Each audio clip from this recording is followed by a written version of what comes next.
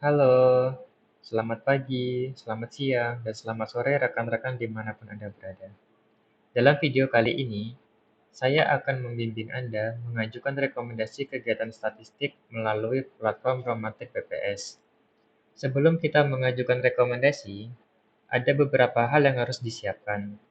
Pertama, siapkan draft kegiatan statistik yang akan dilakukan. Kemudian, Anda juga memerlukan akun di portal pst.bps.go.id. Jika Anda belum mempunyai akun, Anda dapat membuatnya terlebih dahulu. Dan terakhir, pastikan internet Anda lancar. Setelah semuanya sudah siap, mari kita mulai pengajuan rekomendasi kegiatan statistik. Romantik BPS dapat diakses melalui romantik.web.bps.go.id. Tampilan laman Romantik BPS akan terlihat seperti ini. Kemudian, kita login terlebih dahulu melalui menu login di pojok kanan atas. Kemudian Anda akan diarahkan ke laman PST BPS. Untuk login, Anda harus memasukkan email terlebih dahulu, kemudian password. Setelah itu, klik login. Setelah Anda login, klik ajukan rekomendasi di sini. Nah, maka Anda akan langsung diarahkan ke formulir pengajuan rekomendasi kegiatan statistik. Dalam formulir ini, terdapat beberapa blok yang harus Anda isi, mulai dari identitas kegiatan hingga blok 9. Mari kita mulai pengisiannya. Pertama, identitas kegiatan. Kita mulai dari judul kegiatan terlebih dahulu. Dalam mengisi judul kegiatan, terdapat format yang dapat diikuti. Formatnya sebagai berikut. Formatnya yang pertama itu adalah cara pengumpulan data. Untuk cara pengumpulan data, jika dilakukan dengan pendataan lengkap, bisa ditulis pendataan lengkap atau pendataan. Jika menggunakan kompilasi produk administrasi, bisa ditulis kompilasi data atau kompilasi. Untuk cara lainnya, bisa disesuaikan dengan cara apa yang digunakan. Kemudian, komponen utama kegiatan. Setelah itu, cakupan wilayah atau ruang lingkup. Setelah itu, baru komponen tambahan. Untuk komponen tambahan ini sifatnya opsional, jadi tidak ada komponen tambahan juga tidak apa-apa. Dalam membuat judul kegiatan, ada beberapa hal yang harus diperhatikan. Pertama, judul harus konsisten pada cara pengumpulan data. Kemudian, judul tidak mencakup tahun, dan judul tidak harus sama dengan nama penganggaran kegiatan. Jadi diharapkan Anda dapat mengikuti format judul kegiatan tersebut. Selanjutnya, tahun kegiatan. Tahun kegiatan ini diisi dengan tahun kegiatan yang akan dilaksanakan, bukan tahun pengajuannya. Jika kegiatan dilaksanakan lintas tahun, maka tahun kegiatan berdasarkan pelaksanaan pengumpulan datanya. Namun, jika pelaksanaan pengumpulan datanya yang lintas tahun, maka tahun kegiatan berdasarkan waktu yang dominan dari seluruh tahapan kegiatan. Selanjutnya, cara pengumpulan data. Di sini terdapat 4 pilihan cara. Yang pertama ada pendataan lengkap, yaitu cara pengumpulan data yang dilakukan melalui pendataan seluruh unit populasi. Kemudian ada survei, yaitu cara pengumpulan data yang dilakukan melalui pendataan sampel atau sebagian unit populasi. Selanjutnya ada kompilasi produk administrasi, yaitu cara pengumpulan data yang didasarkan pada catatan administrasi yang ada pada pemerintah, swasta, atau masyarakat. Dalam menggunakan cara ini, harus membentuk indikator baru nanti. Kemudian ada cara yang keempat, cara lain sesuai dengan perkembangan teknologi dan informasi, yaitu cara pengumpulan data. Selain dari ketiga cara tersebut, sesuai dengan perkembangan ilmu pengetahuan dan pemanfaatan teknologi informasi. Setelah semuanya sudah diisi, kita bisa lanjut dengan klik simpan dan lanjut. Blok 1 penyelenggara. Pada blok ini, akan otomatis terisi sesuai dengan profil akun kita. Karena saya sebagai pegawai Dinas Komunikasi Informatika dan Statistik, maka di sini sudah terisi informasi mengenai Dinas Komunikasi Informatika dan Statistik. Nah, karena sudah terisi semuanya, kita bisa lanjut dengan klik simpan dan lanjut. Blok 2, penanggung jawab. Pada blok ini, kita mengisikan informasi tentang penanggung jawab teknis. Penanggung jawab teknis ini merupakan pihak yang menjadi koordinator teknis penyelenggaraan kegiatan dan memahami penyelenggaraan kegiatan secara keseluruhan. Dalam instansi, penanggung jawab ini setingkat dengan eselon 3. Berikut adalah beberapa informasi terkait penanggung jawab teknis. Yang pertama itu ada nama, kemudian jabatan, alamat, email. Nah, untuk telepon dan fax ini sifatnya opsional. Dan setelah kita mengisi informasi terkait penanggung jawab teknis, kita bisa simpan dan lanjut. Blok 3, perencanaan dan persiapan. Pada blok ini, kita mulai dari latar belakang kegiatan. Latar belakang berisi ide dasar yang memberikan penjelasan mengenai hal-hal yang melatar belakangi pelaksanaan kegiatan statistik, serta memberikan penjelasan mengenai pentingnya pelaksanaan kegiatan statistik tersebut. Jika menggunakan aplikasi atau sistem khusus, penjelasan mengenai sistem tersebut juga perlu dijabarkan dalam latar belakang kegiatan. Selanjutnya, tujuan kegiatan. Tujuan kegiatan menjelaskan mengenai hal-hal yang ingin dicapai dari pelaksanaan kegiatan statistik. Tujuan juga mencakup indikator-indikator yang akan dihasilkan dan dipublikasikan dari pelaksanaan kegiatan statistik. Jika ada beberapa tujuan, maka tujuan ini bisa ditulis dalam bentuk poin-poin penjabaran. Selanjutnya, rencana jadwal kegiatan.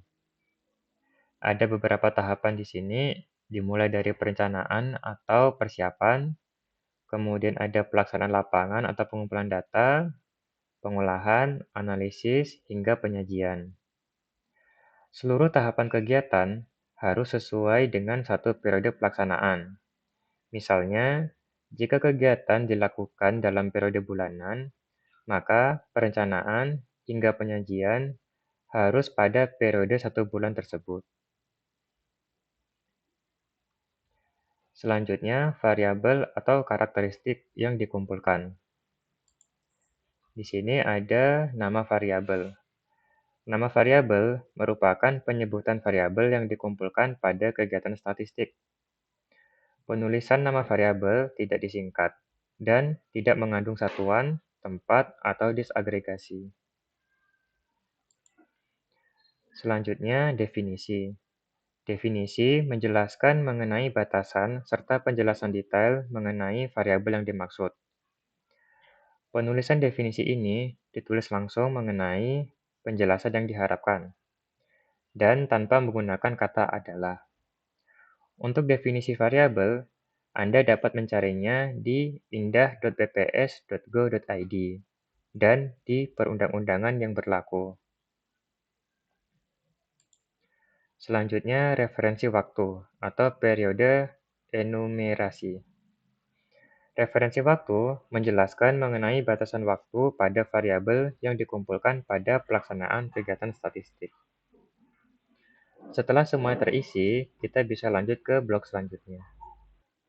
Blok 4, desain kegiatan. Pertama, di sini ada isian untuk perulangan kegiatan yang dilakukan. Di sini ada dua pilihan, hanya sekali dan berulang. Hanya sekali, jika kegiatan hanya sekali dilakukan, dan belum ada rencana untuk dilakukan kembali pada periode selanjutnya. Kemudian ada berulang, jika kegiatan direncanakan dilakukan kembali pada periode selanjutnya. Jika Anda memilih berulang, maka Anda akan mengisi frekuensi penyelenggaraan. Di sini ada pilihan harian, mingguan, bulanan, triwulanan, 4 bulanan, semesteran, tahunan, dan lebih dari sama dengan 2 tahunan. Selanjutnya, tipe pengumpulan data. Di sini ada 3 pilihan tipe pengumpulan data. Yang pertama, ada longitudinal panel, yaitu pengumpulan data beberapa variabel pada periode waktu tertentu pada kelompok sampel yang sama. Selanjutnya, ada cross-sectional, yaitu pengumpulan data beberapa variabel pada satu waktu. Selanjutnya, ada longitudinal cross-sectional, yaitu pengumpulan data beberapa variabel pada periode waktu tertentu dan tidak selalu menggunakan sampel yang sama antar waktu, melainkan dapat berbeda. Hampir sama dengan longitudinal panel, bedanya longitudinal panel ini kelompok sampelnya sama, sedangkan longitudinal cross-sectional ini kelompok sampelnya dapat berbeda. Selanjutnya, cakupan wilayah pengumpulan data.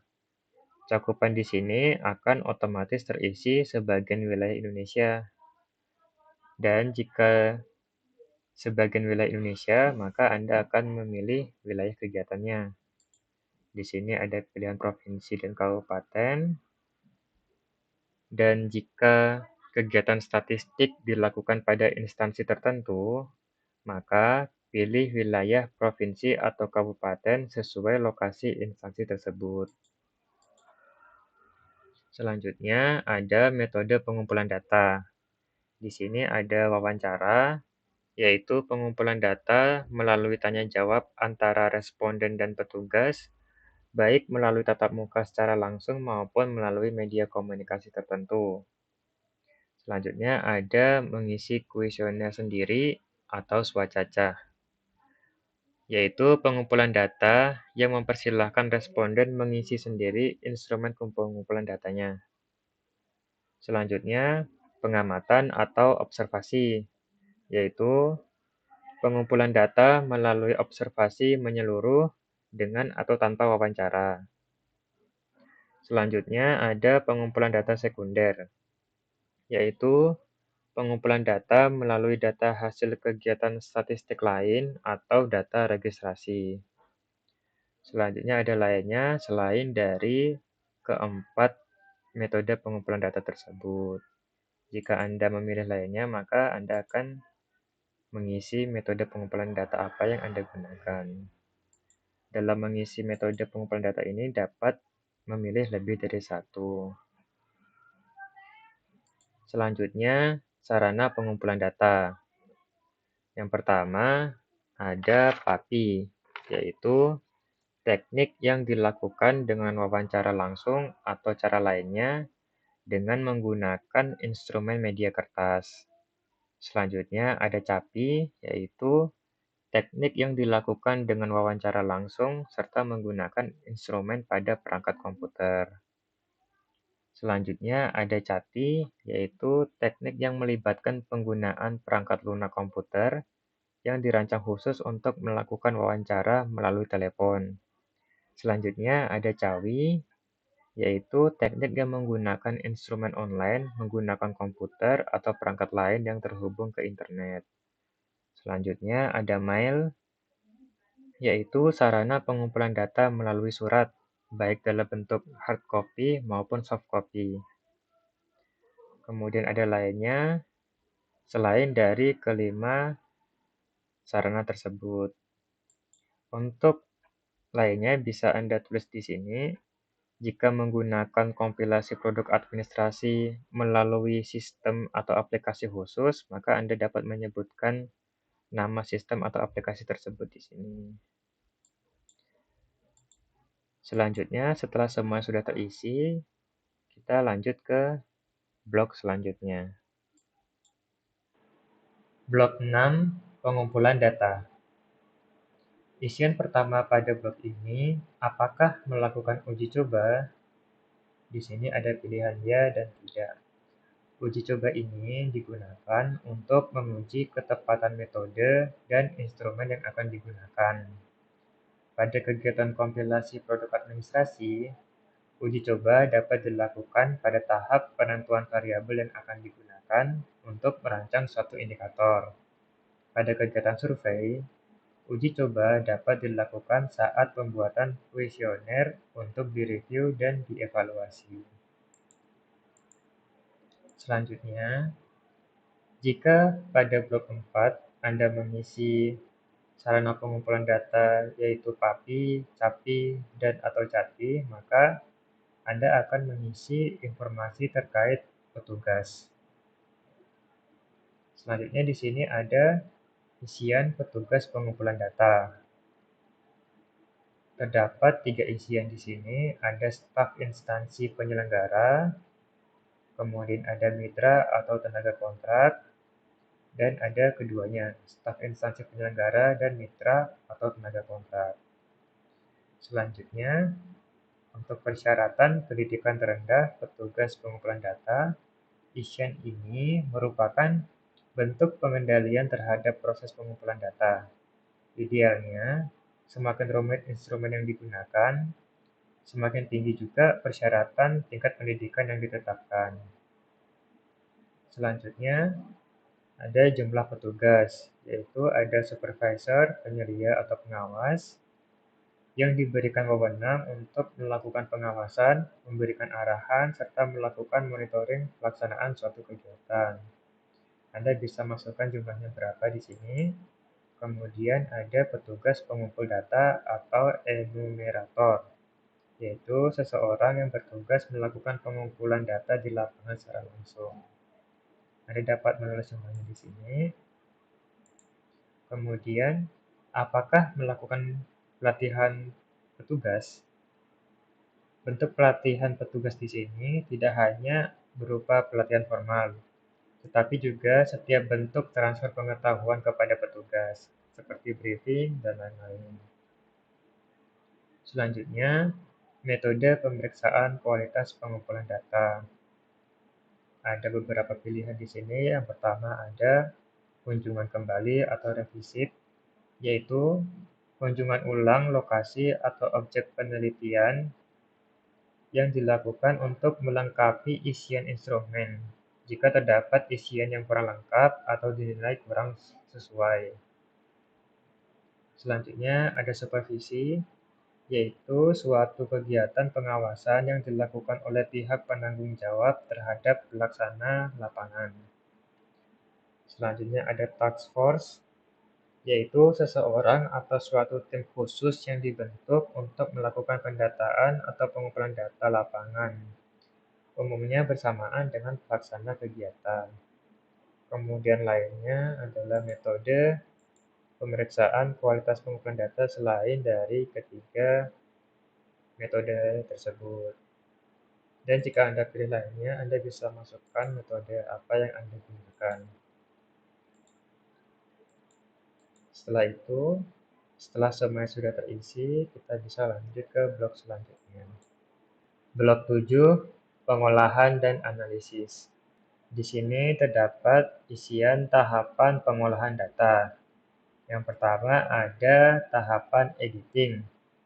Editing ini adalah pemeriksaan hasil pengumpulan data. Editing ini juga tidak mengubah data, tetapi memperbaiki kesalahan dan ketidakkonsistenan pengisian rincian pertanyaan. Selanjutnya ada penyandian, yaitu pemberian kode-kode pada rincian pertanyaan. Contohnya seperti laki-laki diubah menjadi 1 dan perempuan diubah menjadi 2. Selanjutnya, tahapan input data. Kegiatan ini memasukkan data ke dalam form data entry. Data entry bisa dilakukan dengan aplikasi spreadsheet atau aplikasi lainnya. Selanjutnya adalah validasi. yaitu pemeriksaan dan perbaikan data hasil entry data. Selanjutnya ada metode analisis. Di sini ada 3 pilihan. Yang pertama ada analisis deskriptif, yaitu analisis yang bertujuan untuk menggambarkan karakteristik data menggunakan metode statistik sederhana, seperti mean, median, modus, variansi, dan lain-lain.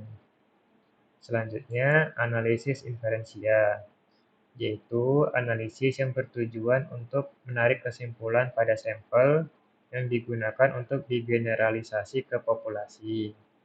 Contohnya seperti ANOVA, korelasi, regresi, dan lain-lain.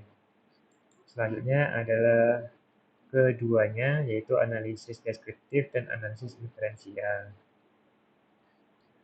Selanjutnya ada unit analisis. Yang pertama itu ada individu, rumah tangga, usaha atau perusahaan, dan lainnya.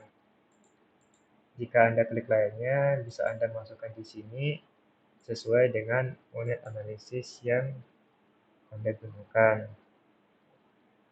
Selanjutnya, tingkat penyajian hasil analisis. Di sini ada nasional, provinsi, kabupaten atau kota, kecamatan, dan lainnya. Seperti satuan kerja, kelurahan atau desa, dan sebagainya. Selanjutnya, setelah semuanya sudah terisi, kita lanjut ke blok selanjutnya. Blok 8, diseminasi hasil. Pada blok ini hanya terdapat satu isian, yaitu produk kegiatan yang tersedia untuk umum. Jika produk kegiatan yang Anda lakukan tersedia pada hard copy, maka Anda dapat memilih ya. Jika tidak, Anda dapat memilih tidak. Selanjutnya, apakah produk kegiatan yang Anda laksanakan tersedia dalam bentuk soft copy? Jika iya, Anda dapat klik iya. Jika tidak, Anda dapat klik tidak. Selanjutnya, apakah produk kegiatan yang Anda lakukan tersedia dalam bentuk data mikro? Data mikro di sini merupakan produk data dalam bentuk individual record. Contohnya seperti data mentah yang berisi seluruh isian dari responden. Jika iya, Anda dapat klik ya, dan jika tidak, Anda dapat memilih tidak. Nah, jika produk kegiatan yang Anda lakukan bersifat terbatas atau tertutup, maka Anda dapat mengisi tidak pada semua pilihan di sini. Setelah terisi, Anda dapat lanjut ke blok selanjutnya. Blok 9, berkas pendukung. Berkas pendukung harus dapat menggambarkan pelaksanaan kegiatan secara umum, mulai tujuan, jadwal, hingga rencana atau rancangan hasil. Berkas pendukung ini dapat berupa buku panduan, instrumen pengumpulan data, KAK atau TOR, dan sebagainya. Berkas dapat diunggah lebih dari satu, serta harus berbentuk PDF dengan total ukuran tidak lebih dari 10 MB.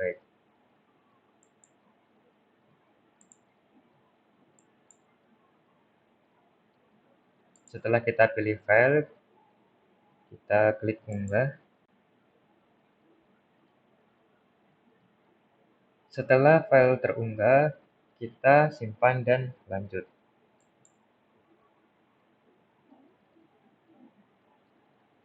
Selanjutnya, kita dapat periksa kembali dari apa yang sudah kita isi sebelumnya. Jika sudah sesuai semua, klik kirim.